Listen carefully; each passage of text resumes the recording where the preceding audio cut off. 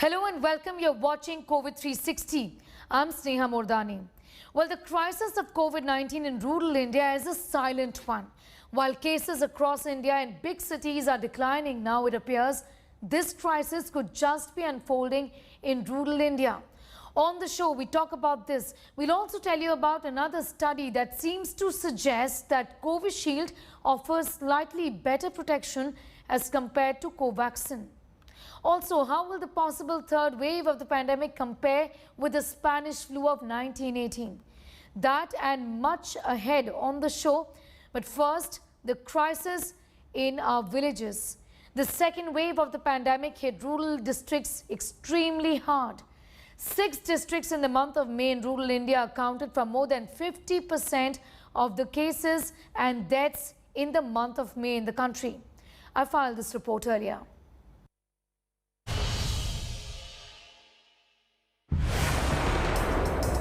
The second wave of the pandemic has hit rural India hard, harder than what we thought it would. Data suggests that rural India was worst hit by the second wave compared to urban centers. A study by the Center for Science and Environment says that in the month of May, over half of the daily total cases happened in India on 6 days, and this was triggered due to a surge in cases in rural districts. ICMR guidelines on accounting for deaths due to COVID have not been followed. It is likely that COVID-19 is the underlying cause of death caused by pneumonia. 52% of deaths due to COVID-19 happened in rural India in May. 53% of cases were reported from rural India. Migration and internal displacement have also occupied the center stage once again. The report has also exposed the gaps in India's healthcare infrastructure. Country needs at least 38% more community health centers, which is the first level of health infrastructure where rural people get access to specialist doctors and allied staff like radiographers. Union Health Ministry sources do indicate that there is a problem as far as sharing of the data is concerned, because data on cases and deaths of COVID-19 is shared on the basis of how many districts are reporting which cases. There could be a chance of us not really understanding the magnitude of the problem in rural India. Perhaps there needs to be a relook and a rethink as to how data is demarcated, and this maybe needs to be done on the basis of rural India and urban India for a better understanding of this crisis unfolding in villages in the country. In New Delhi, Sneha Mordani for India Today. Well, there is a raging debate in the country on which vaccine one should take. While the government says both vaccines are safe and efficacious, a preprint of the first Indian study among doctors and nurses who received both shots shows that a higher proportion of those inoculated with Covishield produced antibodies compared to those who received Covaxin, even though both shots elicited a good immune response. Here's more. A preprint of the first Indian study among doctors and nurses who received both shots show that a higher proportion of those inoculated with Covishield produced antibodies compared to those who received Covaxin, even though both shots elicited a good immune response.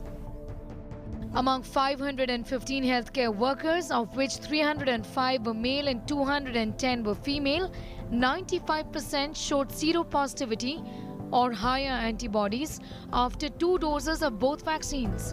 Of the 425 Covishield and 90 Covaxin recipients, 98.1% and 80% respectively showed seropositivity.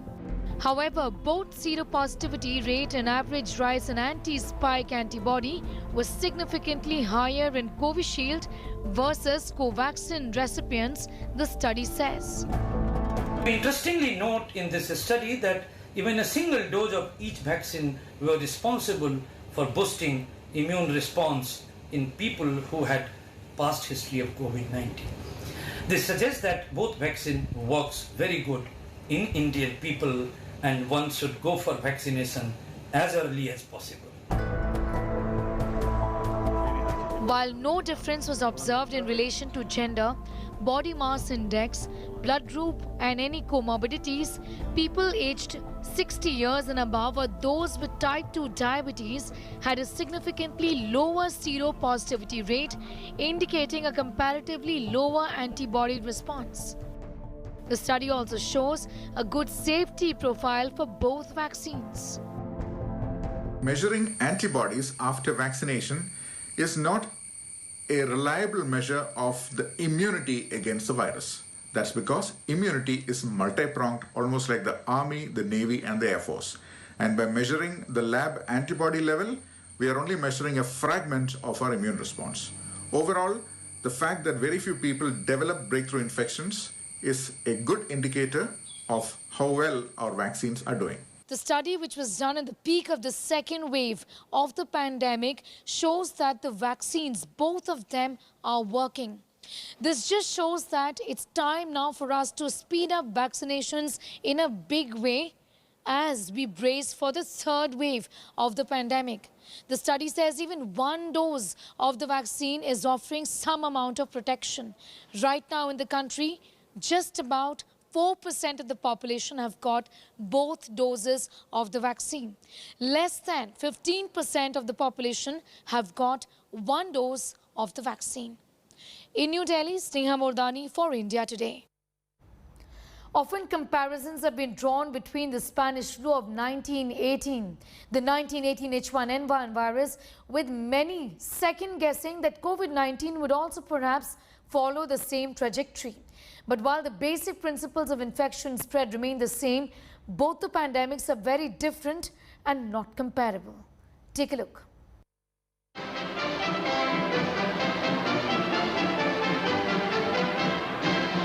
For these fighting men, war was over.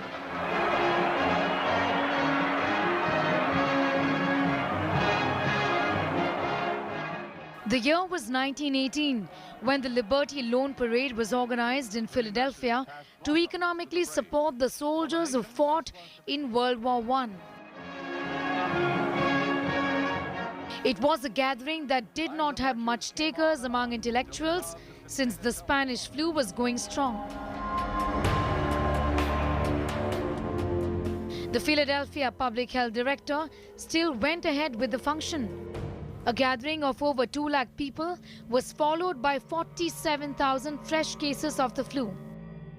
Cut to 2021.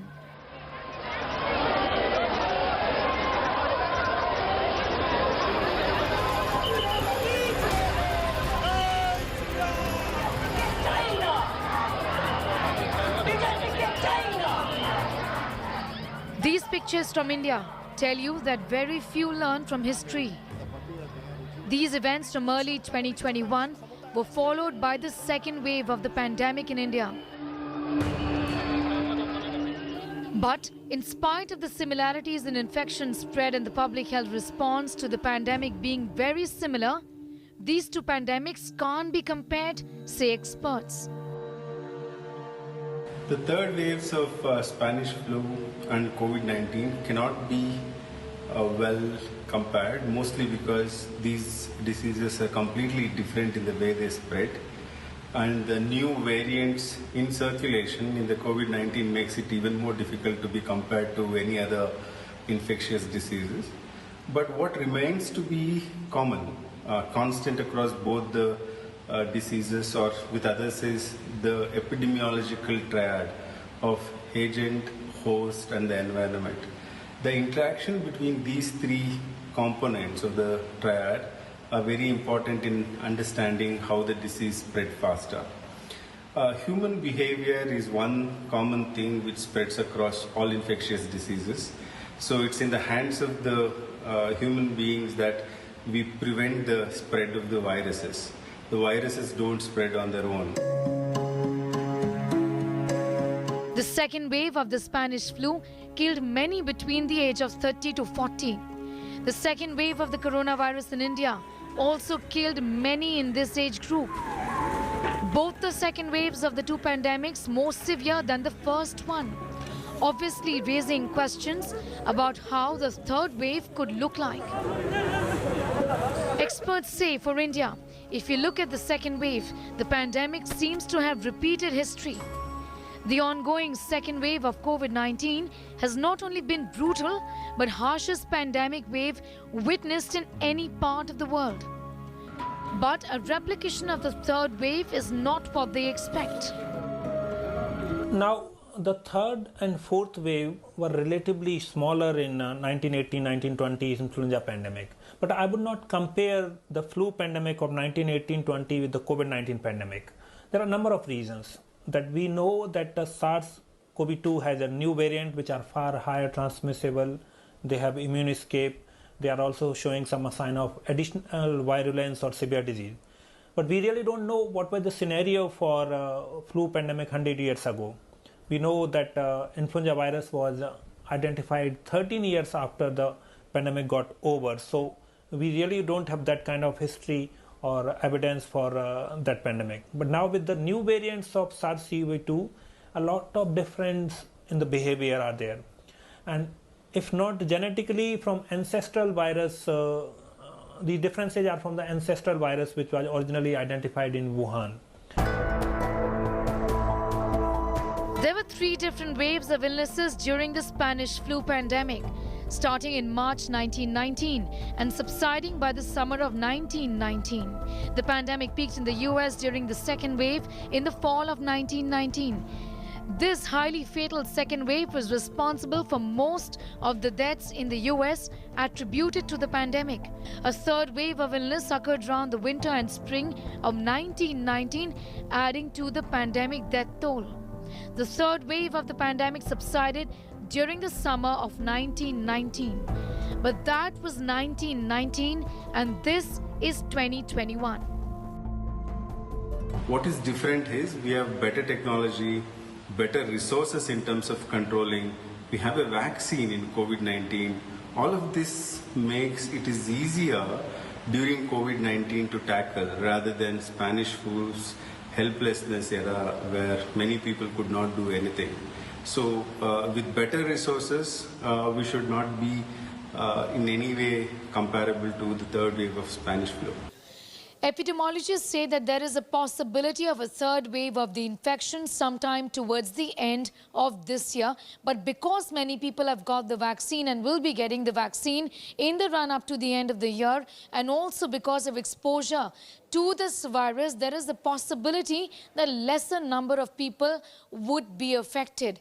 But still, do not leave anything to chance.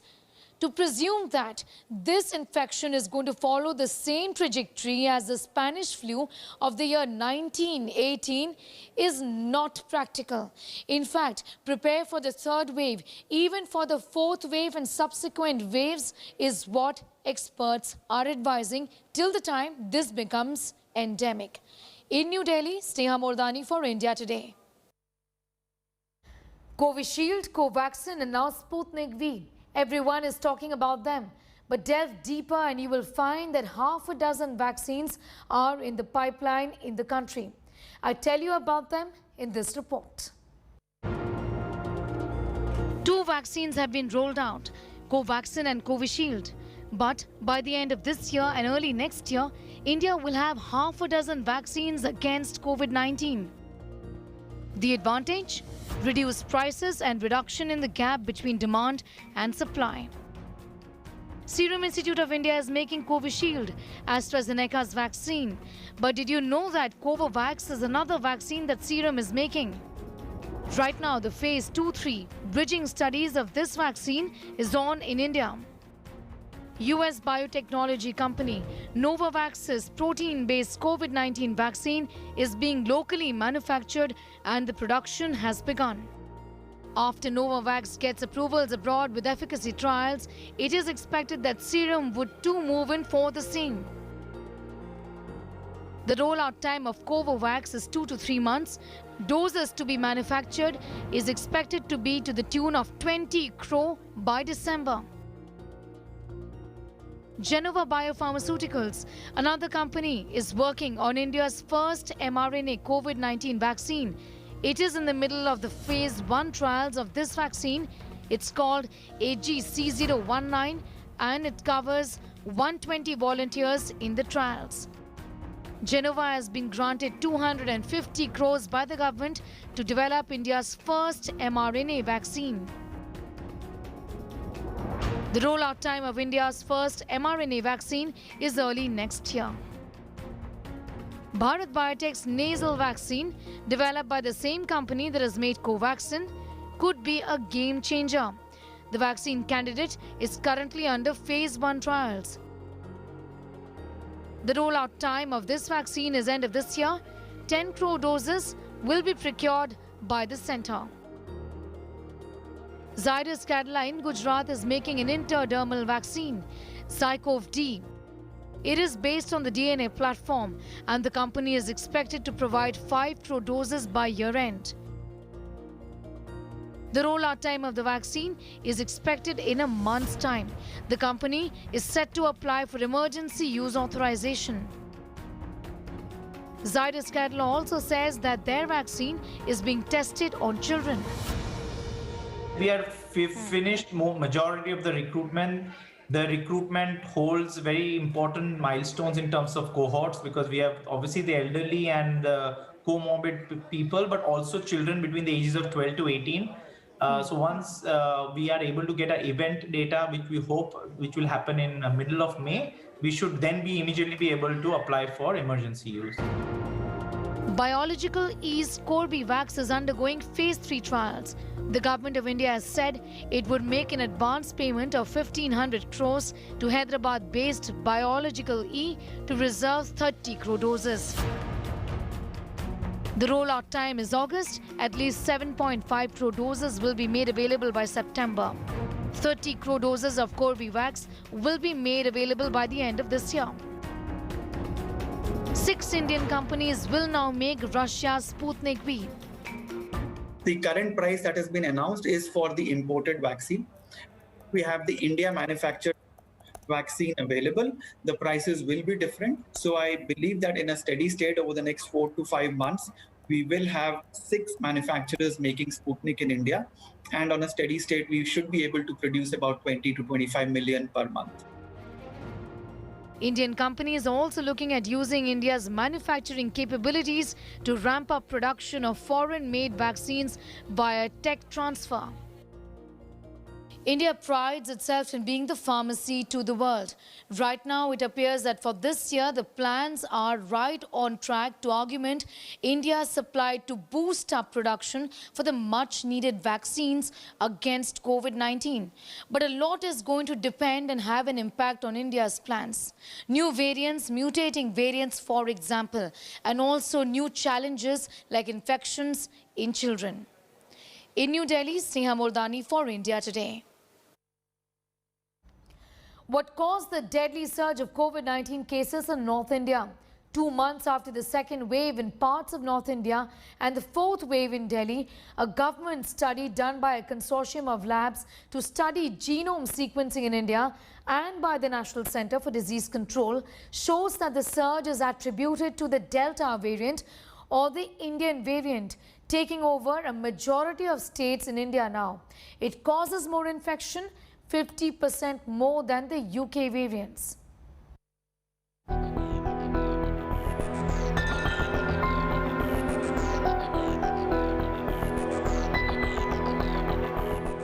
It infects more, 50% more than the Alpha or the UK variant, and it took over Delhi in the month of March.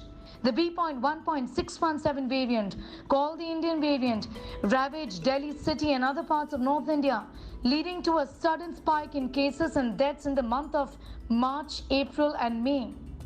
It indeed was the variant first sequenced in India, which means it was discovered in India in September last year and infamously called the Indian variant. Now rechristened to Delta, B.1.617 and its lineage B.1.617.2 is what led to mayhem, say scientists. The study, accessed by India Today, has been done by a consortium of labs and India's National Centre for Disease Control, establishing this well beyond doubt. Here are the highlights. Delhiites had high seropositivity of 56%, which means that 56% of Delhiites had high antibodies against COVID-19. But this did not protect the population. Until February, B.1.1.7 or the UK variant was dominant in northern India. After March, B.1.617 took over. The March outbreak was because of B.1.617 and its lineages. This has higher transmissibility but does not increase severity of the infection. So in spite of higher transmissibility, the variant was not actually causing more deaths. The increase in deaths can be attributed to a stretched healthcare system, the report says. It also says that most states like Delhi, Andhra Pradesh, Gujarat, Maharashtra, Odisha and Telangana are seeing more cases of this variant, which means more infections. By and large, it is either already the most dominant in state by state or it is rising. Given its advantage over the other variants in terms of being able to replace them because of high transmissibility, it will be a relatively safe guess to say that in time to come, this will be the dominant strain wherever it is not already.